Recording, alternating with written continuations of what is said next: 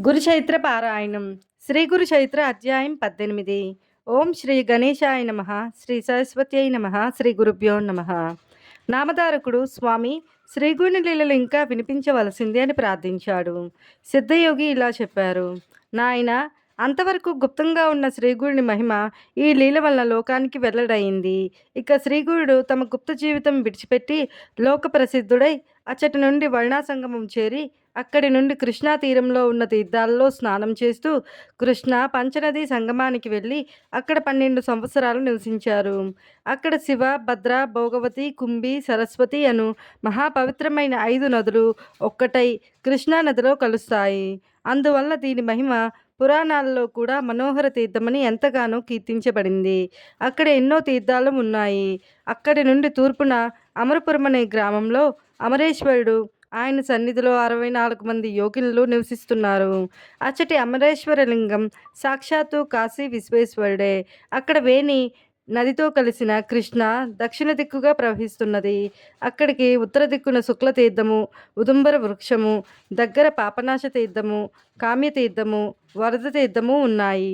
సంగమంలో శక్తి తీర్థము, చామర తీర్థము, కోటి తీర్థము ఉన్నాయి. అవన్నీ అపారమైన మహిమ గలవే. అచ్చటి కృష్ణ పంచగంగలో స్నానం చేస్తే సర్వకార్యాలు నెరవేరుతాయి. అది గొప్ప తీర్థక్షేత్రము. దాని దర్శనం చేతనే అభీష్టాలు నెరవేరుతాయి. అచ్చటి మేడి చెట్టు సాక్షాత్తు కల్పవృక్షము. ఆ క్షేత్ర మహిమను వెల్లడి చేయడానికే శ్రీగురుడు అక్కడ అంతకాలం నివసించారు. శ్రీ నరసింహ సరస్వతి స్వామి ప్రతిరోజు భిక్షకు అమరపురానికి వెళ్తుండేవారు. ఆ గ్రామంలో ఒక నిరుపేద బ్రాహ్మణుడు ఉండేవాడు. అతడు పరమ సాత్వికుడు. కేవలం యయావర వృత్తితో జీవిస్తుండేవాడు. అతనికి ఒక కుమారుడు, ఒక కుమార్తె ఉన్నారు. అతడి ఇంటి ముందు తమపాదు ఒకటి ఉండేది. అతనికి గ్రామంలో గింజలు లభించినప్పుడు ఆ కుటుంబం ఆ కూర వండుకుని తినేవారు. అయినప్పటికీ ఆ బ్రాహ్మణుడు పంచయజ్ఞాలు సక్రమంగా నిర్వర్తిస్తూ అతిథులను తమ శక్తిని అనుసరించి సేవిస్తుండేవాడు. ఒకరోజు శ్రీగురుడు అతని ఇంటికి భిక్షకు వెళ్ళారు. ఆ బ్రాహ్మణుడు స్వామిని ఆహ్వానించి పూజించాడు. ఆ రోజు ధాన్యం లభించకపోవడం వల్ల వారు తమ ఇంటి ముందున్న తుమ్మకాయలు కోసి వండి స్వామికి దానినే సమర్పించారు. తరువాత స్వామి వారి ఇంట్లోనే కొద్దిసేపు విశ్రాంతి తీసుకుని, మీ ఆతిథ్యానికి మేమెంతో సంతోషించాము. నేటితో మీ దారిద్ర్యం తీరిపోయింది అని చెప్పి నిండుగా కాచిన ఆ పాదును పీకివేసి దాని కొమ్మలను త్రుంచివేస్తూ త్వరగా వెళ్ళిపోయారు. అది చూచి ఆ ఇల్లాలు ఎంతో దుఃఖించి, అయ్యో స్వామికి ఈరోజు మనం చేసిన అపరాధం ఏమిటి? మనకు జీవనాధారమైన ఈ పాదును పీకివేశారే, మనం జీవించేది ఎలా అని బాధపడుతుంటే ఆ బ్రాహ్మణుడు సర్వము ఈశ్వరేచ్ఛ వలన మన ప్రారంధాన్ని అనుసరించి జరుగుతుంది. చీమల దగ్గర నుండి సర్వజీవులకు ఆయువు, ఆహారము ప్రసాదిస్తాడే గాని ఆయన మనకెందుకు కీడు చేస్తారు? ఏదైనా మన కర్మను అనుసరించే జరుగుతుంది. నీవు బాధపడవద్దు అని ఆమెను ఓదార్చి దానిని తిరిగి నాటాలని ఆ పాదం మొదట్లో త్రవ్వాడు.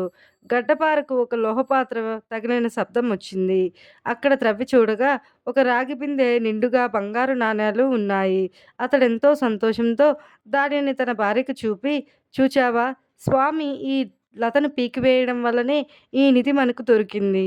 ఈయన సాక్షాత్తు పరమేశ్వరుడే అని చెప్పాడు. వెంటనే ఆ దంపతులు శ్రీగుడిని దర్శించి ఆ వృత్తాంతం ఆయనకు విన్నవించారు. అప్పుడు శ్రీగురుడు, నాయన, నీవీ విషయం ఎవ్వరికీ చెప్పవద్దు. చెబితే సంపద నశిస్తుంది.